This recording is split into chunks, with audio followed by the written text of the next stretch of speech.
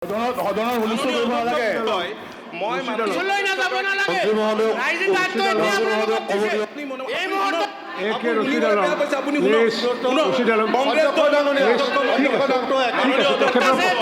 মহোদয় কৈ আছে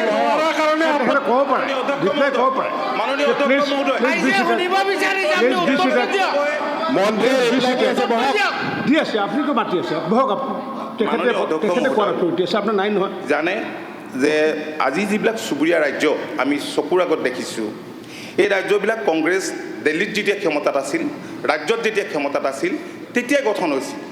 আজি নাগালেণ্ডেই হওক, অৰুণাচলেই হওক, আজি অৰুণাচলৰ এজন লোক মই পাইছিলোঁ আজি কেইবছৰমানৰ আগতে, কৈছে আগতেতো আমি জন্ম হৈছোঁ অসমত, এতিয়া আমি আছোঁ অৰুণাচলত।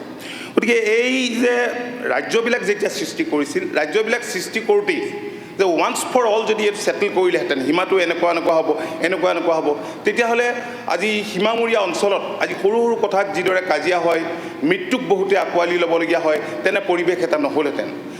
কেৱল ৰাজনৈতিক মুনাফা আদায় কৰাৰ স্বাৰ্থতেই কংগ্ৰেছে এই সমস্যাটো আচলতে সমাধান নকৰিল। আজি মাননীয় মুখ্যমন্ত্ৰী ডক্টৰ হিমন্ত বিশ্ব শৰ্মা ডাঙৰীয়াই আজি চুবুৰীয়া যিবিলাক ৰাজ্য আছে, ৰাজ্যসমূহৰ মাননীয় মুখ্যমন্ত্ৰীসকলক কৈছে যে আহক আমি আলাপ আলোচনাৰ মাজেৰে আমি সমস্যাবিলাক সমাধান কৰোঁ, আৰু সেই দিশত আমি যথেষ্ট আগবাঢ়িব পাৰিছোঁ।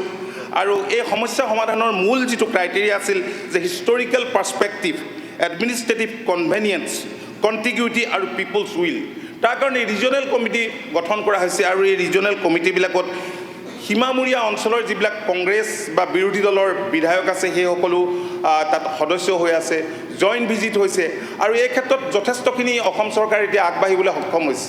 আজি মেঘালয়ৰ লগত থকা 6টা যি ডিছপিউটেড পইণ্ট আছিল সেইকেইটা ৰিজল্ভ হৈ গৈছে মাননীয় হোম মিনিষ্টাৰৰ উপস্থিতিত, দুয়োখন ৰাজ্যৰ মুখ্যমন্ত্ৰীৰ উপস্থিতিত। সেইটোত 6টা পইণ্ট, একেবাৰে 6টা পইণ্টৰ ক্ষেত্ৰত কোনো কণ্ট্ৰভাৰ্চি নাই, আৰু 6টাৰ ক্ষেত্ৰত আছে, সেইখিনি এতিয়া আলাপ আলোচনা চলি আছে।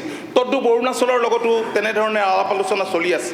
কিন্তু নাগালেণ্ডৰ লগত পোনপটীয়াভাৱে মুখ্যমন্ত্ৰী লেভেলৰ কথা হৈছে যদিও তাত অসম চৰকাৰে 1988ত এটা গোচৰ দিছিল, সেইটো পৰি থকাৰ কাৰণে, তেনেকৈ থকাৰ কাৰণে পোনপটীয়াকৈ আলোচনা কৰি এই ক্ষেত্ৰত মীমাংসা কৰাটো অসুবিধা হৈছে। গতিকে এই বিষয়টো আমি আলাপ আলোচনাৰ মাজেৰে ভৱিষ্যতৰ দিনত আমি সমাধান কৰিবলৈ চাম। আৰু মিজোৰামৰ লগত এটা সংঘাত এটা হৈছিল, আনফৰ্চুনেট ইনচিডেণ্ট এটা অসম মিজোৰাম বৰ্ডাৰত সংঘটিত হৈছিল। আমাৰ পুলিচ বিষয়াৰ গাটো গুলি লাগিছিল, মৃত্যুকো আঁকোৱালি ল'ব লগা হৈছিল কেইজনমানে, আৰু তথাতৈয়াকৈ মাননীয় মুখ্যমন্ত্ৰীয়ে আমাক মিজোৰামলৈ পঠাইছিল, আমি গৈছিলোঁ।